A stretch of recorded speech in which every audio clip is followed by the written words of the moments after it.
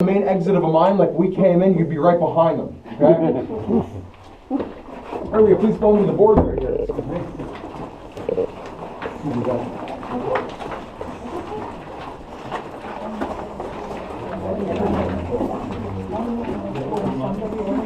Alright, now up in this cage right here, guys, we have a little bird known as a canary. Now miners will bring these guys into the mine to detect gases, okay? And every morning before work, the mine foreman, he'd bring one of these guys down with them, check every area of the mine, ceiling, the floor. If the bird started acting up at all or he went on to a better place, then they knew something was wrong in the air. They would have to get a ventilation system in that area as fast as possible to continue work. Now the two main gases they use these guys for were known as methane gas and black damp. Now methane gas was a very light flammable gas, okay? It'd be up towards the ceiling more. You gotta keep in mind, these guys did not have lights like mine. They had open flame lit lights in their helmets, like carbide lights or oil lamp lights. So you can kind of guess what's gonna happen if you're walking around with an open flame in your head and you walk into a pocket of that stuff. There's basically an explosion is gonna go off and you're gonna go with it, okay? Actually a little flicker might happen up first to give you a little warning, but then boom, okay? Now black damp, like I was saying, was the other gas. It was a very heavy gas, would be on the ground here. This was just lack of oxygen in the air. So say if you were working and you dropped a tool, your helmet, etc., and you went down to go pick that up, you basically just pass on suffocating that pocket of non-existent air, okay? These days we have devices that work much better at detecting these gases, but at the time these guys were life-saving. Now right here, guys, we just have a simple map of the mine. We came in through here, we passed 13 different veins on the way in. We're at the Buck Mountain vein right now, which means we're 1,800 feet in and 400 feet underneath the ground. Let me just explain that chute a little bit better to you guys. Keep that 7-foot gangway in mind, alright? Here'd be your chute, here's that gangway, alright? Here's that vertical pitch of that vein of coal, alright?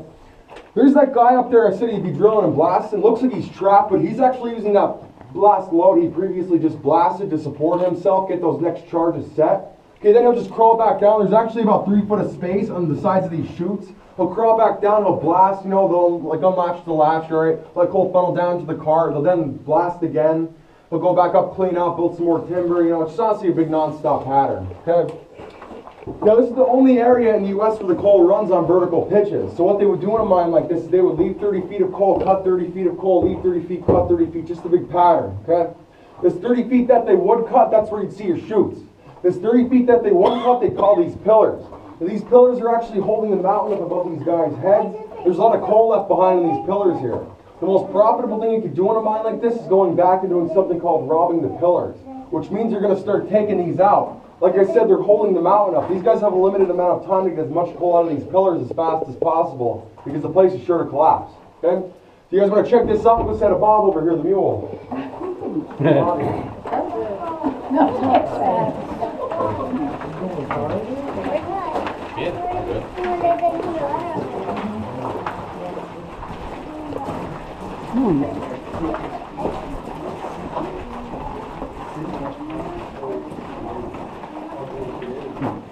Well, I'm just like one thing about it's over 250 million years old. It's all depression and deep under the ground, y'all, over that long a period of time. Like I was telling her before, it takes about 8 to 11 feet of vegetation just to make 1 foot of anthracite coal.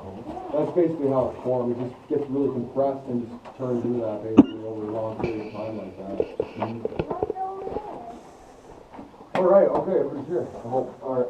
Now right here, guys, we just have a mule. These guys are the heart and soul of coal mining, alright? One of these guys could pull a 4-ton car by themselves. We're actually going to see a real one later on. And they were getting 400 tons of coal out of here a day, mainly because of these guys. Okay? Now, there's a lot of things with these guys, like they were completely blind. You know, they were not completely blind. They did have poor eyesight from basically being down here their whole lives, but they could still see, okay? Another thing was that they were born and raised down here. These guys were raised down here so they could adapt to these cold, dark, damp conditions, but they were not born down here. These guys are a crossbreed between a donkey and a horse, and you're not going to bring a donkey and a horse down to a mine to make these guys, okay?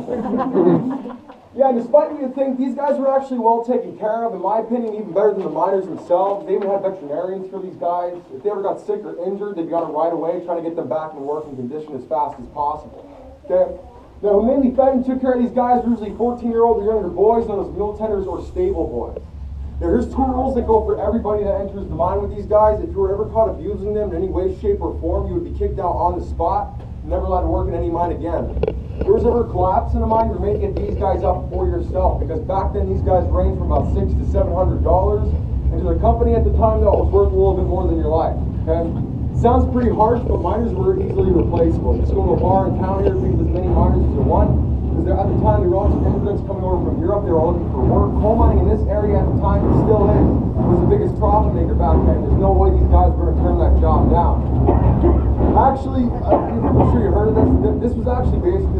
form of slavery. These guys were in debt. They were making about 90 cents a day.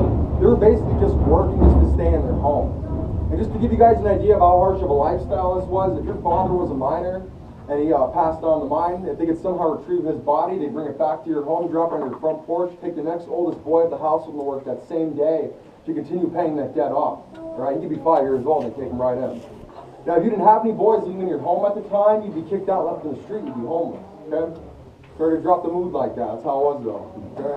Any questions, guys? What nationality? Huh? What nationality people? Mainly, like, what was the main thing? Mainly Polish? German, yeah. So, yeah, Polish, yeah, mainly that. Irish. That's basically everybody around here. You know, I'm a little bit of both. So, yeah. All right, guys, let's blow something up.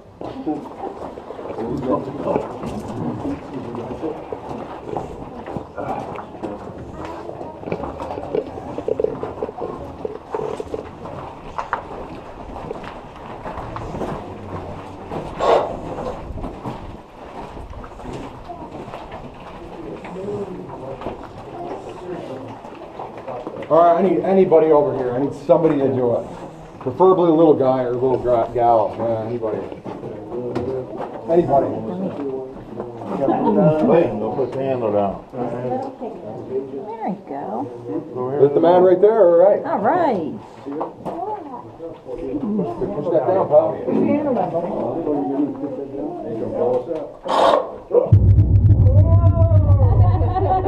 Good job. Give a round of applause.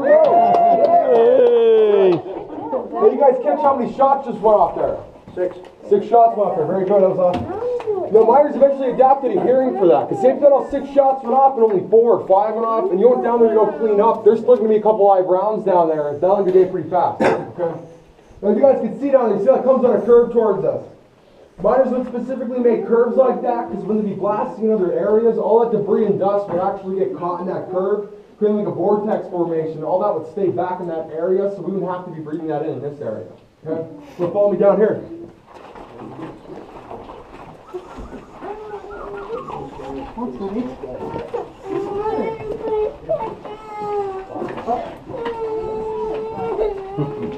Okay, guys, one by one, you follow me up here about 50 feet on to it. That'd be a cool tour. Hold on. Right here, guys, just our ventilation system in the mine is just bringing all the good air in, taking all the bad air out, and this is actually also our way out if something were to go wrong. It's 400 feet to the top of this mountain. Usually takes about 15-20 minutes to get out. You also don't want to go up there without one of these on. It gets completely pitch black up there. Please don't go up there anyway. It actually gets very cramped up there too.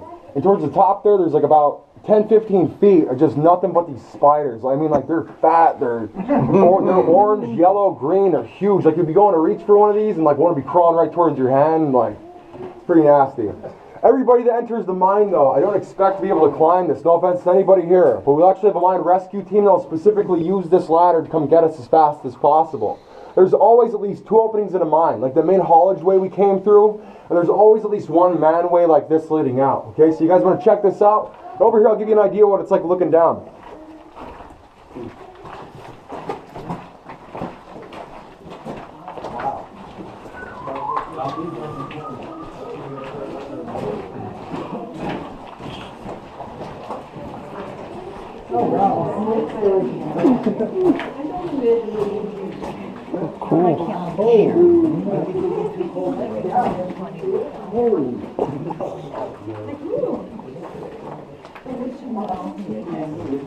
Well, look like they cleaned it out.